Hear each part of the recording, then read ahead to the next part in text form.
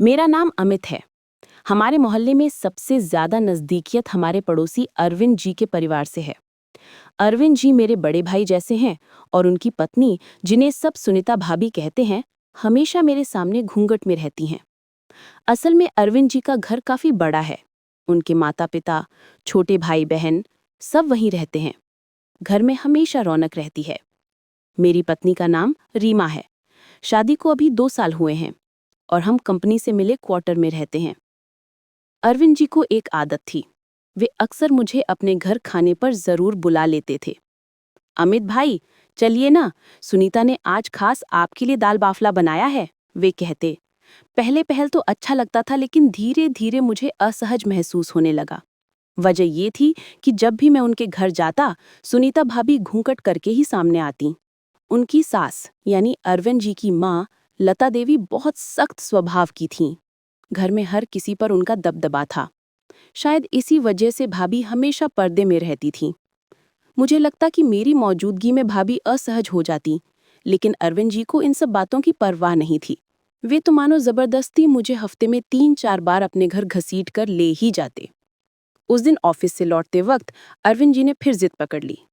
अमित भाई, आज तो आपको आना ही पड़ेगा, सुनीता ने आपके लिए खास खीर बनाई है। मैंने बहाना बनाते हुए कहा, नहीं भाई साहब, आज मेरे पिताजी की तबीयत खराब है, उन्हें डॉक्टर के पास ले जाना है।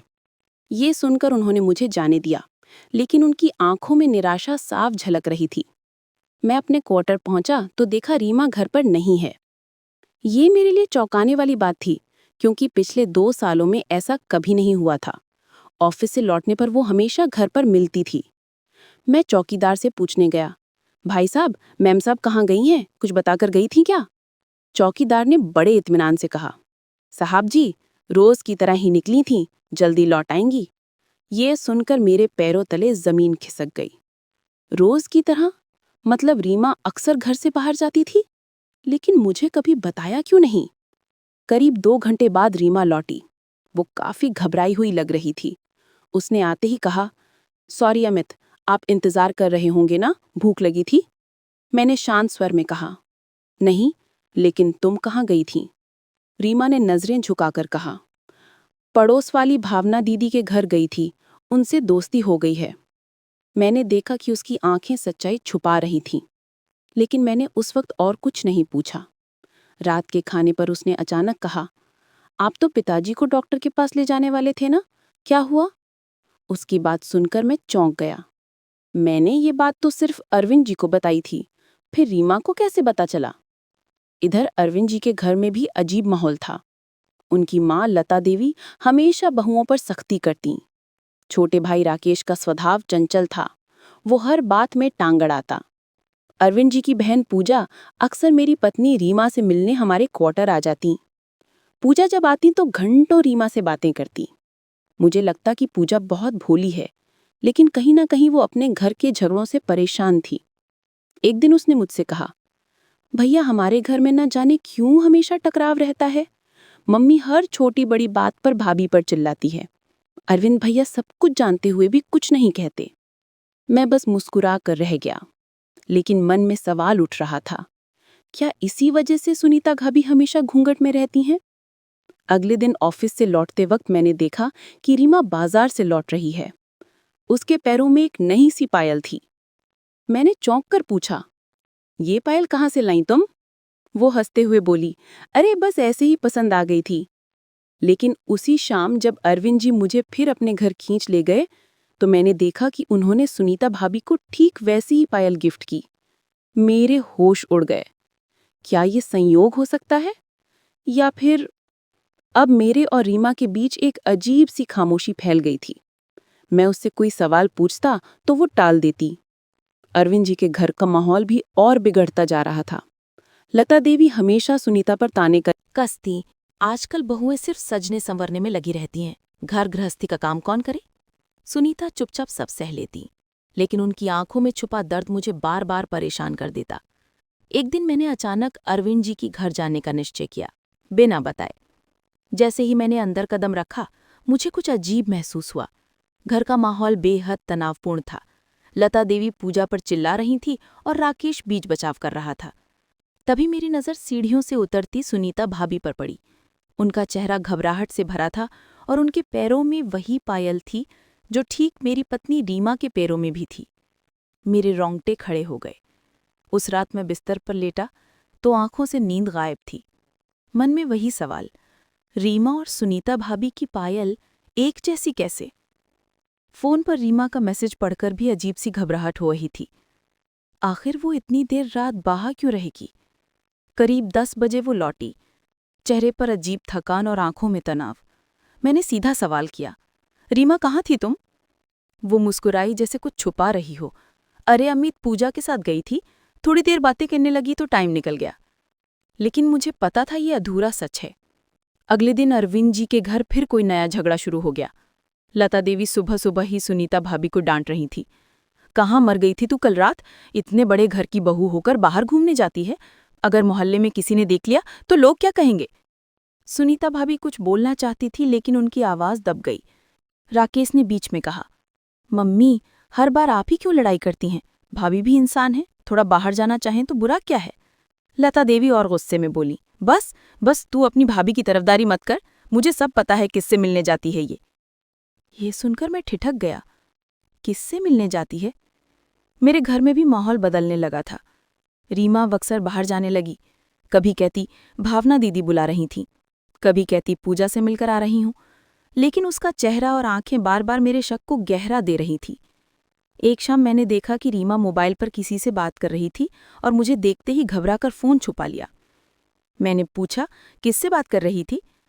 वो झेंपते हुए बोली, अरे पूजा थी, पूछ रही थी कि कल उसके घर चलना है क्या? लेकिन मुझे लगा जैसे वो झूठ बोल रही है। ऑफिस में अरविंद जी फिर मुझसे बोले, अमित भाई अब आप पहले जैसे नहीं रहे। पहले तो आप रोज हमारे घर आते थे, अब तो बचते रहते हैं। मैंने मुस्कुराकर कहा, नहीं भाई साहब ऐसा कुछ नहीं है, बस काम का दबाव है।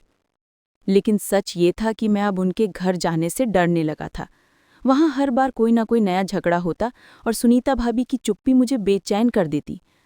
कुछ दिन बाद अरविंद जी ने मुझे बताया कि उन्होंने सुनीता भाभी के लिए एक सोने की चेन खरीदी है। उसी शाम जब मैं घर पहुंचा तो मैंने देखा कि रीमा के गले में बिल्कुल वैसी ही चेन है। मेरे हाथ से गिलास छूटते छूटते बचा। मैंने पूछ लिया, ये नई चेन कहाँ से आई? रीमा ने सहजता से कहा, ओह मम्मी ने भेजी है, उनका आशीर्वाद समझो। लेकिन अंदर से मैं हिल गया। पायल की बाद चेन, क्या ये सिर्फ संयोग है या इन दोनों औरतों के बीच कोई रहस्यमय रिश्ता है जिसे मैं नहीं समझ पा रहा? अगले दिन पूजा मेरे घर आई। वो थोड़ी परेशान थी। धीरे से बोली, भैया मुझे आपसे कुछ कहना है, लेकिन आप रीमा भाभी से मत बताइएगा। मैं चौंक गया। क्या बात है पूजा? वो हिचकिचाई, फिर बोली, भैया मुझे लगता है मम्मी और सुनीता भाभी के बीच कुछ ऐसा है जो हम सबसे छिपाया जा रहा है। रीमा भाभी भी अब उनके घर ज्यादा जाने लगी हैं, कहीं कोई गड़बड़ ना हो। उसकी बात सुनकर मेरी धड़कन तेज हो गई। रात को मैंने रीमा से सीधा पूछा, तुम पूजा के घर अक्सर क्यों जाती हो और तुम्हारे गहने और पायल सुनीता भाभी जैसे क्यों हैं? वो अचानक भड़क गई, अमित तुम हर बार मुझ पर शक क्यों करते हो? क्या मुझे जीने का हक नहीं है? अगर मैं पूजा से या भाभी से मिलने चली जाती हूं तो उसमें गलत क्या है? मैं चुप रहा, लेकिन उसकी आंखों में डर और गुस्सा दोनों था। कुछ दिन बाद मैं अरविंद जी के घर गया। वहां माहौल और भी अजीब था। लता देवी अपनी बेटी पूजा को डांट रही थी। तू हर बार बाहर वालों से जाकर बातें करती है, हमारे घर का मामला बाहर जाएगा तो मैं तुझे नहीं छोड़ूंगी। मुझे देखकर वो चुप हो गई, लेकिन उनके शब्द मेरे कानों में गूंजते रहे। घर का मामला? आखिर कौन सा मामला? उस रात मैंने रीमा के बैग में देखा। उसमें एक छोटा सा डिब्बा रखा था। उसमें वही तरह की पायल और चेन थी जैसी मैंने सुनीता भाभी को पहने देखा था। मैंने बैग वहीं छोड़ दिया, लेकिन मन में सवाल और गहराते गए। क्या रीमा और सुनीता भाभी दोनों को एक ही जगह से ये गहने मिलते हैं, या कोई एक ही इंसान इन्हें दोनों तक पहुंचा रहा है? अगर हाँ, तो कौन? अगले रविवार को अरविंद जी के घर बड़ा हंगामा हुआ। राकेश ने सबके सामने बोल दिया, मम्मी आप हर बार भाभी को गलत मत ठहराइए, असली गलती तो आपकी है जो हर बात छुपाती है। लता देवी चिल्लाई, चुप रह, तुझे क्या पता है? अरविंद जी गुस्से से उठे और बोले, बस करो आप लोग, घर का माहौल खराब कर दिया है। अमित भाई भी सामने बैठे हैं, शर्म नहीं आती? मैं सन बैठा सब देखता रहा। उसी दिन शाम को मैंने देखा कि रीमा पूजा से मिलने के बहाने फिर बाहर गई। मुझे शक हुआ तो मैं पीछे पीछे गया। वो सीधे अरविंद जी के घर नहीं, बल्कि मोहल्ले के पीछे बने पुराने मंदिर की तरफ जा रही थी। मैं दूर से देख रहा था, वहां पहले से सुनीता भाभी खड़ी थी। दोनों आपस में धीमी आवाज में बातें कर रही थी। मेरा दिल धड़कने लगा। आखिर रीमा और सुनीता भाभी के बीच ऐसा क्या रिश्ता है जो घरवालों से छुपाकर मंदिर में मिलना पड़ता है? मैंने वहीं छिपकर सब देखा। सुनीता भाभी ने रीमा का हाथ पकड़ा और कहा, अब और देर नहीं करनी चाहिए। अगर घरवालों को पता चल गया तो सब कुछ बर्बाद हो जाएगा। रीमा ने घबराकर इधर उधर देखा और धीमे स्वर में बोली, हाँ भाभी, लेकिन अमित को शक हो रहा है। वो बहुत सवाल पूछने लगा है। ये सुनते ही मेरे कान सुन्न हो गए। आखिर वो कौन सा राज है जिसे दोनों औरतें इतनी सावधानी से छुपा रही हैं? मैंने वहीं ठान लिया, अब चाहे जो हो, इस सच को उजागर करना ही होगा। उस रात जब मैंने रीमा और सुनीता भाभी को मंदिर में देखा, मेरी आंखों पर यकीन ही नहीं हुआ। दोनों इतनी गंभीर बातें कर रही थीं कि मेरी सांसें थम सी गई। सुनीता भाभी ने कहा, रीमा, अब और देर मत करो।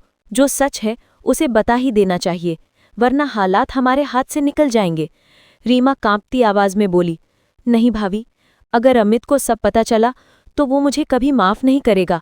और अरविंद जी, वे भी आप पर शक करने लगेंगे। मैंने वहीं खड़े खड़े सोचा, आखिर ऐसा क्या है जो सबको हिला देगा? रीमा घर लौटी तो मैंने उससे सीधे सवाल कर दिया, तुम मंदिर क्यों गई थी और भाभी से छुप छुप कर क्या बातें कर रही थी? वो चौंक गई। तुम वहां थे? मैंने गुस्से में कहा, हाँ, और अब मुझे सच जानना है। लेकिन रीमा ने सर झुका लिया। अमित, अभी मैं कुछ नहीं बता सकती, प्लीज मुझ पर भरोसा करो। उसकी आंखों में आंसू थे, लेकिन उसके शब्दों ने मेरे शक को और गहरा दिया। अगले दिन ऑफिस में अरविंद जी ने अचानक कहा, अमित भाई, मुझे लगता है सुनीता मुझसे कुछ छुपा रही है। उसके व्यवहार में बहुत बदलाव आ गया है। और अजीब बात यह है कि आपकी पत्नी रीमा भी अक्सर हमारे घर आती है। आप बुरा मत मानिएगा, लेकिन मुझे लगता है ये दोनों कुछ गुप्त कर रही हैं। उनकी आंखों में बेचैनी थी। मैंने बात टाल दी, लेकिन मन ही मन सोचा, अब तो मामला और गंभीर हो गया है। इसी बीच पूजा मेरे घर आई। उसकी आंखें लाल थी। भैया, घर में माहौल बहुत बिगड़ गया है। मम्मी हर वक्त भाभी पर शक करती रहती हैं। राकेश भी गुस्से में है। मुझे डर है कहीं कोई बड़ा विस्फोट न हो जाए। मैंने उसे शांत किया, लेकिन समझ गया कि ये परिवार अब टूटने की कगार पर है।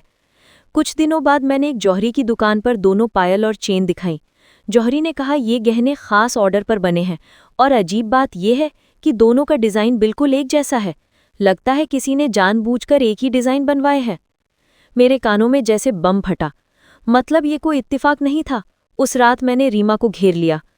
अब मुझे सब बता दो, वरना हालात हाथ से निकल जाएंगे। रीमा रोने लगी। अमित, सच ये है कि सुनीता भाभी और मेरा रिश्ता सिर्फ पड़ोसी या ननद भाभी जैसा नहीं है। हम दोनों का अतीत एक दूसरे से जुड़ा हुआ है। मैं हैरान रह गया। अतीत? कैसा अतीत? वो बोली। सुनीता भाभी और मैं कॉलेज में सहेलियां थी। हम दोनों ने वादा किया था कि कभी भी मुश्किल आई तो एक दूसरे का साथ देंगे। शादी के बाद हम अलग हो गए, लेकिन किस्मत ने हमें एक ही मोहल्ले में ला खड़ा किया। जब मैंने देखा कि सास के तानों से भाभी टूट रही हैं, तो मैंने उन्हें सहारा देने का वादा किया। वही गहने, वही पायल, ये सब हमने जानबूझकर किया ताकि भाभी को ये एहसास हो कि वो अकेली नहीं है। मैं उनकी परछाई बनकर खड़ी हूँ। मैं स्तब्ध था।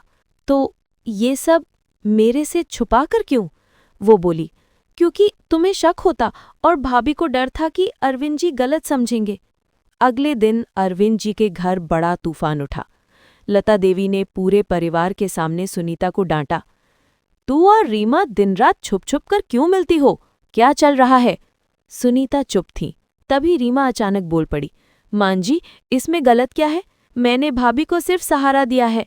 आप हर वक्त उन पर शक करती हैं, उन्हें ताने देती हैं। इंसान कब तक सहन करेगा? पूरे घर में सन्नाटा छा गया। राकेश ने भी माँ का विरोध किया। हाँ मम्मी, आप हमेशा भाभी को अपमानित करती रहती हैं। यही वजह है कि घर का माहौल बिगड़ रहा है। अगर कोई बाहरी देखेगा तो सोचेगा कि हम अपने घर की बहू की इज्जत नहीं करते। लता देवी तिलमिला गई। अब तो भी मुझे ही दोष दे रहा है। मैं सबके भले के लिए करती हूँ। अरविंद जी चुप बैठे सब सुन रहे थे। उनके चेहरे पर उलझन साफ थी। मैंने उस माहौल को देखकर समझा कि ये सिर्फ गहनों या मिलन का मामला नहीं है, बल्कि पूरे परिवार की सोच और रिश्तों का संकट है। मैंने सोचा, क्या मुझे अब सच सबके सामने बता देना चाहिए? लेकिन डर था कि कहीं इससे हालात और न बिगड़ जाएं। पूजा ने अचानक सबको चौंका दिया। उसने कहा, मम्मी, अगर आप सुनीता भाभी पर शक करती हैं तो एक बार सच्चाई जान लीजिए। मैं गवाह हूं कि भाभी और रीमा सिर्फ एक दूसरे का सहारा है और कुछ नहीं। लता देवी उसकी ओर घूरने लगी। तू अपनी भाभी का पक्ष क्यों ले रही है? पूजा ने रोते हुए कहा, क्योंकि मैं जानती हूं कि भाभी कितनी तकलीफ झेल रही हैं। आखिरकार अरविंद जी खड़े हुए। बस, अब और बर्दाश्त नहीं होगा। माँ, आप जितना चाहे मुझ पर गुस्सा कर लीजिए, लेकिन मैं अपनी पत्नी पर अब कोई शक बर्दाश्त नहीं करूंगा। और अमित भाई, मैं आपसे भी माफ़ी चाहता हूं कि आपने हमारे घर के इतने झगड़े देखे। मैंने उनकी आंखों में दृढ़ता देखी। शायद पहली बार उन्होंने खुलकर अपनी पत्नी का पक्ष लिया था। अब रीमा ने सबके सामने सच्चाई कह दी। मैं और सुनीता भाभी पहले से एक दूसरे को जानते थे। हम कॉलेज की सहेलियां थीं। मैंने सिर्फ उन्हें सहारा दिया ताकि उन्हें लगे कि इस घर में कोई तो है जो उनसे प्यार करता है। गहनों का डिज़ाइन भी मैंने ही बनवाया था ताकि ये संदेश मिले कि हम दोनों एक दूसरे की ताकत है। पूरा घर चुप हो गया। लता देवी भी पहली बार निःशब्द थीं। तभी पूजा आकर माँ का हाथ पकड़ा। मम्मी, अगर आप सुनीता भाभी पर शक करती हैं तो एक बार सच्चाई जान लीजिए।